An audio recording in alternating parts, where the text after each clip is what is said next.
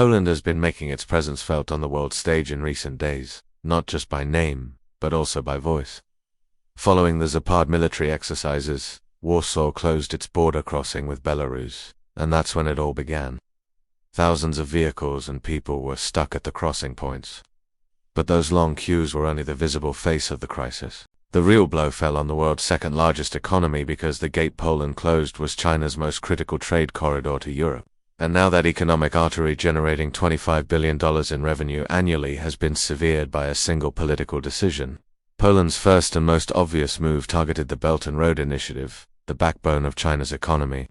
For years, Beijing had invested billions of dollars in rail transport as an alternative to traditional sea routes for shipping goods to Europe. This railway line was weeks faster than sea routes and significantly cheaper than air routes. Electronic goods, machinery, automobile parts and countless consumer goods were reaching the heart of Europe via this line on trains departing from China. And the most critical bottleneck where this line entered Europe was the Mysłowice terminal in Poland. This was a massive logistics hub where the Asian and European rail systems converged and thousands of containers changed hands every day. On September 12, 2025, Poland effectively shut down the Mysłowice terminal by closing major railway crossings such as Krynica, Rodna, Simonówka, Wyszlak, and Teraz-Pole-Brest. Suddenly, the flow of goods from China worth €25 billion annually was cut off. As confirmed by Belarusian railway workers, the system was completely paralyzed. Thousands of containers began to languish in Belarusian warehouses and stations. For Beijing, this was not just a delay or a financial loss. It was dynamite planted at the very foundation of the One Belt, One Road project. The entire marketing strategy of the project was built on the promise of being fast, reliable, and stable. Poland's single decision showed the world how fragile these promises were, how trade routes are never purely economic, how vulnerable they are to political will, military tensions, and the national security concerns of a single country. Following this blow, diplomatic traffic immediately accelerated. Beijing tried to increase pressure on Warsaw. On September 15 to 16, 2025, a critical meeting took place between Polish Foreign Minister Radosław Sikorski and Wang Yi, the head of Chinese diplomacy. The Chinese minister expressed his concern about the disruption to trade and demanded that the border be opened immediately. However, the response reflected the self-confidence of the new Poland and the new Europe. Sikorski refused to give a definite date for the opening of the border and clearly stated that the decision was related to Poland's national security. This was a rare show of defiance by a European Union member against the world's second-largest economy. Poland knew it would not bow to China's economic power because it now held a much stronger card. That trump card was the second and more deadly part of this double blow. Warsaw began using the closed border and the €2 billion in trade it had taken hostage as leverage to force China to take a position on Ukraine. Moreover, Polish diplomacy has openly stated this strategy in recent days without hiding it. On September 15, 2025, Foreign Minister Sikorski made another statement, issuing a clear call to China. Sikorski said that we invite China to make more efforts to end the war in Ukraine and to use its influence over Russia. Around the same time, Polish officials demanded that Beijing pressure its ally Belarus to stop its hybrid operations against the Polish border, namely its policy of using irregular migrants as a weapon. This pressure pushed China into one of the most difficult diplomatic positions in its modern history. Beijing, which for years had acted as if it were neutral in the Ukraine war, quietly providing economic and technological support to Moscow while criticizing the West, was now being forced by Poland to drop its mask. On one side was the European Union, its largest trading partner and a vital economic corridor. On the other was Russia, which it viewed as a strategic ally against the West. Poland forced China to choose between these two interests, thereby compelling Beijing to reconsider the true cost of its alliance with Putin. Moreover, this price was not only diplomatic but also very heavy in social, economic, and geopolitical terms. Because the closure announcement came in the early hours of the morning, it was already too late for many. Thousands of people who learned about the border closure at the last minute flocked to the Belarus-Poland border crossings with their passports, suitcases, and children. Some set out to keep their jobs, some to reach their families, and some simply to continue their lives in Europe. But what they found was massive steel barriers, armed border guards, and silent diplomatic lines. The first light of dawn revealed the silent face of a crisis at the Brest-Tiraspol, Smavka and Kinsa border crossings. Vehicle queues stretched for miles, according to official records. At least 1,680 cars and 65 buses were stuck between the two countries without permission to cross. But these figures were only part of the story. Tens of thousands of people were still on the road. Convoys of vehicles from the interior of Belarus were stopped before they even reached the border. Belarusian security forces blocked the roads and forced drivers to turn back. But where would they turn back to? For most, there was no plan left, nor a way back. But the real storm broke at the heart of the logistics chain because these border crossings, closed by Poland, were a vital artery carrying 90% of the land transport network established between China and the European Union. In 2024, cargo volume on this route grew by 10.6%, 6% with the total value of goods transported exceeding €25 billion. This railway line had been a balancing factor against the slowness of sea transport and the high cost of air transport, especially for e-commerce giants like Temu, Shein, and Alibaba.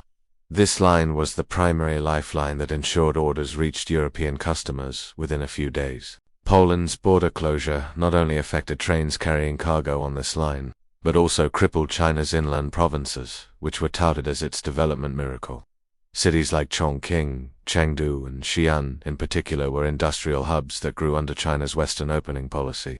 These cities produce high-tech products for the European market, for example, laptops, electric vehicle parts, smartphones, 5G hardware. And for these products, time was as valuable as money. While shipments by sea took an average of 30 to 40 days, rail transport revolutionized delivery times, reducing them to 12 to 14 days. For factories that produce on a made-to-order basis, this difference in speed was the line between losing or maintaining market share. With Poland closing its borders, these lines were suddenly blocked. Production in factories has slowed down, warehouses are full to capacity, shipments to European buyers have been halted, contracts have been cancelled, and billions of yuan in penalties have begun due to delays. And worst of all, the perception that Chinese goods equals fast and reliable has been shaken. Trust, the cornerstone of trade, is now giving way to suspicion. A European importer, when placing a new order, asks, if Poland wakes up one morning and closes its borders, how many weeks will I have to wait for these products? The next and most frightening stage of this economic crisis for Beijing is its potential to turn into a social crisis. The legitimacy of the Chinese Communist Party is built on its promise of continuous economic growth and increased prosperity for its people. When this contract is broken, the party's authority is also shaken. Now imagine what happens when production slows down in those giant factories in Chongqing. First shifts are reduced, bonuses are cut. If the crisis deepens, layoffs begin. Millions of workers suddenly find themselves facing loss of income and uncertainty. This situation is not just an economic problem, but also a social time bomb ready to explode. The anger of millions of people who have lost their jobs and fear for their future can easily spill onto the streets. A wave of protests starting in the western provinces could spread to other parts of China.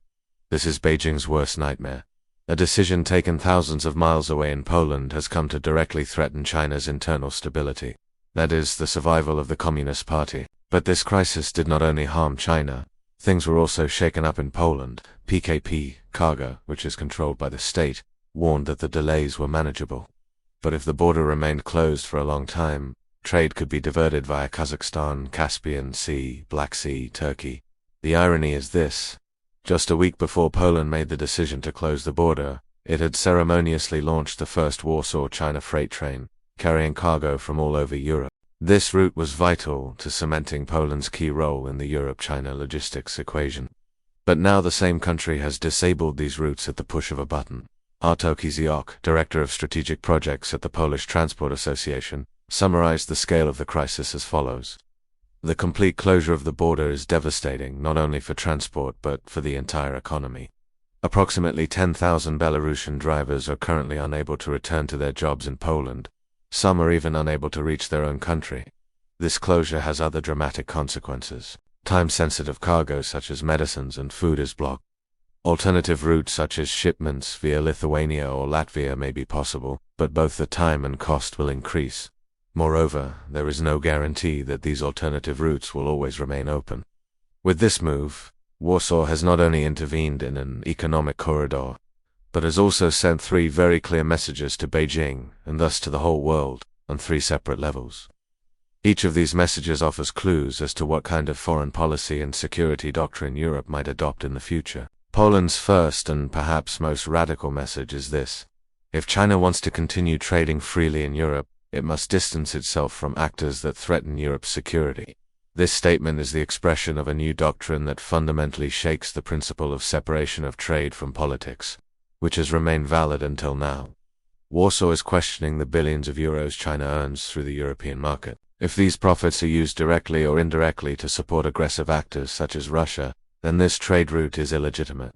The step taken by Poland here is not just an economic sanction but a declaration that outlines a new security architecture for the European continent. It is saying clearly to China, if stability is disrupted at our borders, your trains will stop too. This is a turning point where security and trade in Europe are linked in such a clear manner for the first time. The second message is directed directly at China's strategic partnership with Moscow. For years, the Chinese government has maintained that it is not directly involved in the war in Ukraine, while in the background, its economic and technological support for Russia has paved the way for the war to continue. This chain of support, ranging from microchips to industrial equipment, energy investments to swift alternatives, has been one of the vital elements keeping Russia's war machine running. Poland's message is this: this partnership is neither neutral nor inconsequential. Now you will pay the price. This is not merely a diplomatic warning. It is geopolitical blackmail that has translated into tangible, concrete costs. Poland is targeting one of China's weakest points, its trade route with Europe. The strategy employed here is extremely sophisticated. China is now beginning to pay the price for its support of Russia in the European market. Poland now has not only border gates but also its commercial reputation as a weapon. With this decision, China is now directly experiencing how its relations with Moscow resonate in Europe. Perhaps the most striking message is Poland's clear statement about its own position. Warsaw is no longer on the geopolitical periphery of Europe, but at its strategic center. This crisis has also invisibly shifted the balance of power in Europe. Poland has not only stood up to external threats, but has also strengthened its own regional leadership role. In contrast to the timidity of Berlin and Brussels, Poland has managed the crisis, closed its borders, stood up to China, and acted in coordination with its allies. This raises the question: who is guarding Europe's eastern gate? Brussels, Paris, Berlin, or Warsaw? With this move, Poland has effectively answered that question. When it comes to the continent's security, it is no longer just the major capitals, but also the states along the border that are the actors shaping, directing, and determining the stance. This is the most concrete indication that the states on Europe's eastern flank are no longer just a buffer zone, but have become active geopolitical players. In addition to all this, the crisis has fundamentally shaken relations between all parties. Polish-Chinese relations will never be the same again. Beijing sees Warsaw as an unreliable and hostile actor. Poland, on the other hand, has positioned China as a power that is complicit in Russia's crimes and threatens security. Relations will be built on mutual distrust in a period of tough bargaining. Poland will use this leverage to the fullest. This crisis is putting the unlimited friendship between Moscow and Beijing to its toughest test. For the first time, China is paying a direct and significant economic price because of Putin's war. Beijing will not abandon Moscow in public. However, behind closed doors, pressure from Chinese diplomats on their Russian counterparts to end this instability will increase more than ever because Putin's war is damaging China's trade and internal stability. This creates an inevitable conflict of interest between the two allies. Belarus, meanwhile, has become nothing more than a pawn in this equation. The instability created by Lukashenko is damaging to China's project, making him an unreliable partner and a liability in Beijing's eyes. Ultimately, this double blow from Warsaw has brought Beijing to a crossroads. China will either increase pressure on Russia to protect its economic interests and help end the war, or continue to support its strategic ally and risk losing the European market. In either case, the winner will be Poland, which has boldly rewritten the rules of the game, and Ukraine, which it supports. The tragedy of thousands of people waiting at the border has gone down in history as the most tragic cost of this ruthless geopolitical chess game. So, what do you think? Will Poland's strategy succeed? Will China turn its back on its ally, Russia, for the sake of trade? Share your thoughts in the comments. To stay updated on new videos, please subscribe to our channel and don't forget to turn on notifications.